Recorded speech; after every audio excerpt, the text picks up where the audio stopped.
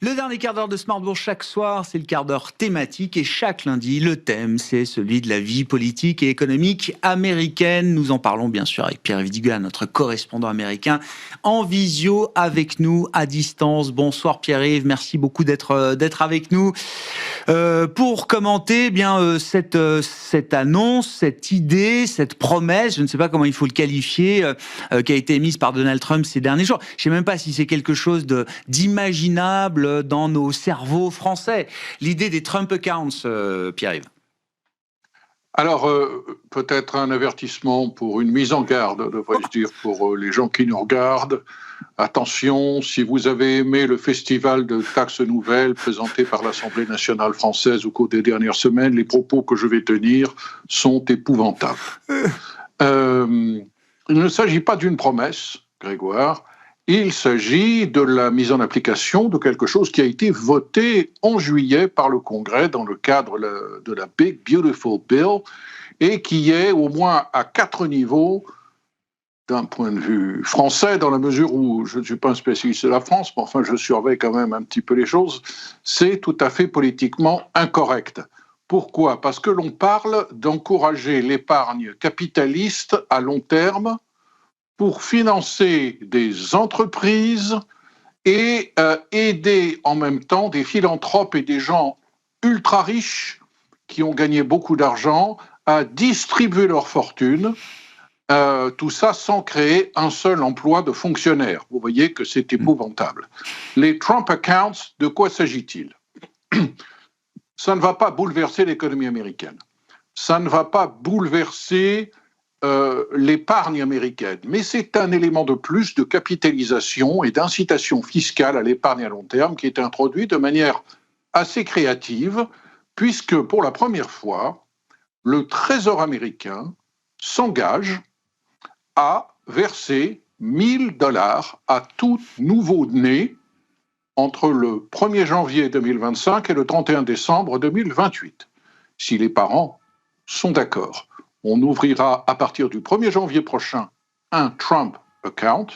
Le Trésor, à compter du 4 juillet, anniversaire des 250e anniversaire donc des États-Unis, versera $1 000. Dans ce compte, qui sera défiscalisé, au moins pendant 18 ans, les parents peuvent apporter au maximum $5 000 de plus chaque année. Et si les parents ne le font pas, les amis des parents peuvent le faire et cette contribution sera défiscalisable pour eux. Et si les amis des parents ne peuvent pas le faire, les employeurs des parents peuvent le faire. Et c'est là qu'entrent en jeu les philanthropes. Il y a des gens aux États-Unis qui ont gagné beaucoup d'argent, encore plus que vous et moi réunis au carré, figurez-vous, Grégoire, c'est difficile à imaginer. Et ils ne savent plus quoi faire de cet argent. Eh bien, regardez Michael Dell, pour ne citer que lui et son épouse, ont relevé le défi et ont annoncé qu'ils vont distribuer 6,5 milliards de leur fortune personnelle à tous les enfants qui sont éligibles, sans pour autant les connaître, à hauteur de $250 par enfant. Donc, vous voyez, on fait d'une pierre 4 coups et on espère, en même temps, rappeler aux Américains la puissance de la loi arithmétique des intérêts composés. Oui, bien sûr. Quand on commence à épargner à l'âge de 0 et que l'on commence à tirer sur le pécule à l'âge de 65 ans, que l'on a contribué la première fois avec $1 000 versés par le Trésor américain et que l'on ajoute, prenons une hypothèse, $10 par mois. $10, c'est même pas le prix d'un paquet de cigarettes aux États-Unis. Vous faites ça sur 65 ans, comme ça n'est pas imposé tous les ans, vous prenez un taux de rendement qui est le taux de rendement moyen des actions, entre 6,5 et 7% sur très longue période. Vous avez à la fin du compte quelque chose comme, j'ai fait le calcul, je ne veux pas dire de bêtises, quelque chose comme $219 000. Ça ne va pas assurer la retraite de tout le monde, mais c'est un complément de retraite intéressant et politiquement incorrect. Vous l'avez dit, c'est effectivement, les Trump accounts sont issus de la One Big Beautiful Bill. Pierre-Yves, est-ce que c'est le genre d'ingrédient qui peut permettre à Donald Trump de redresser la barre politiquement? Il a encore un peu de temps, mais évidemment, les élections de mi-mandat approchent, et j'imagine que la défaite n'est pas une option pour Donald Trump dans ce contexte-là aujourd'hui, avec... c'est ce que nous rapporte un peu la presse politique ou politisée américaine. Il y a un petit air de panique au sein du Parti républicain aujourd'hui. Indiscutablement, l'évolution récente des sondages est très mauvaise.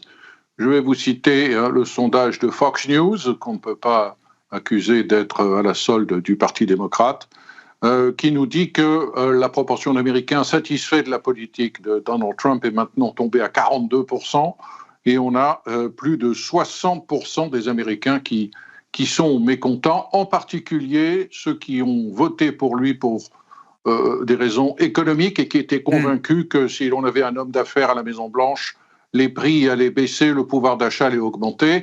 La Maison-Blanche bute exactement comme Joe Biden sur le même problème de colère des Américains à l'égard du problème du pouvoir d'achat, de l'augmentation des prix, même si l'inflation ralentit, même si les prix des produits alimentaires sont appelés à baisser un petit peu, même si les prix du logement n'augmentent plus aussi vite, les Américains sont toujours en colère sur cette question des prix. Et Donald Trump, après avoir nié la réalité de ce problème, est en train de communiquer sur un thème qui rappelle mot pour mot ce que disait Joe Biden, à savoir: j'ai engagé des réformes qui, vous allez le voir, vont porter leurs fruits et vont déboucher sur une baisse des prix. Il veut jouer, bien sûr, en exerçant une forte pression sur la Réserve fédérale pour faire baisser les taux d'intérêt.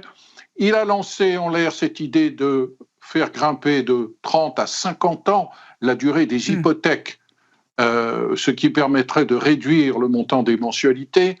Il a lancé des enquêtes au département de la justice pour trouver d'hypothétiques et peu vraisemblables collusions entre producteurs ou distributeurs de produits alimentaires, mais il n'a pas de solution magique. Il a procédé la semaine dernière à l'élimination des normes anti-pollution dans le secteur automobile qui avaient été édictées sous Joe Biden.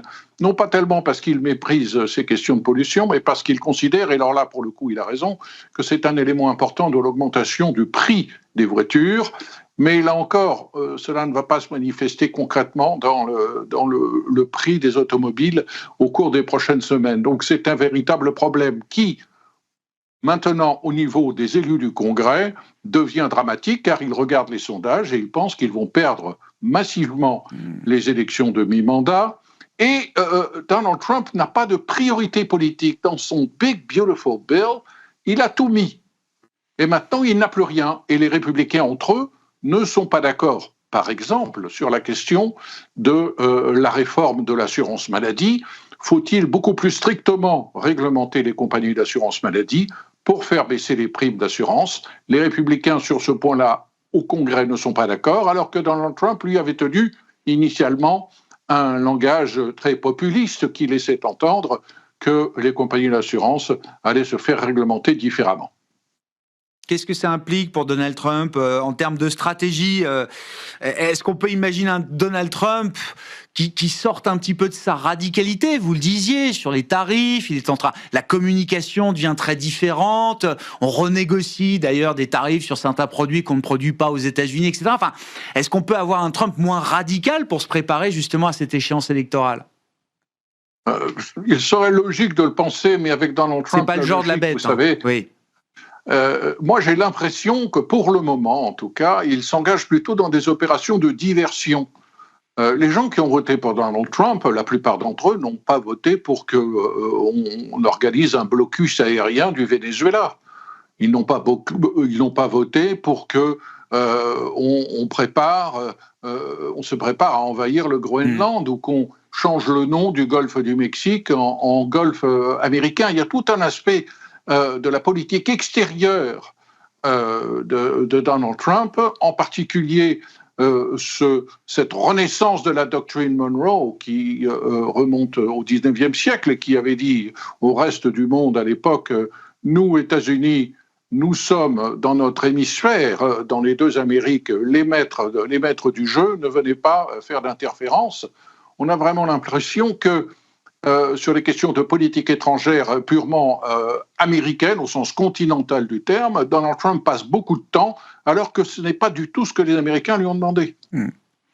Bon, à suivre, il y a encore un peu de temps, je le disais, mais effectivement, 2026 sera marqué par ces élections de demi-mandat qui vont focaliser de plus en plus d'énergie et d'attention également de la part des investisseurs et du marché. Pierre-Yves Dugas avec nous chaque lundi dans ce quart d'heure américain qui vient conclure notre émission quotidienne Smart Bourse que vous retrouvez bien sûr en replay, en rattrapage chaque jour sur bismart.fr ou encore en podcast sur l'ensemble de vos plateformes préférées.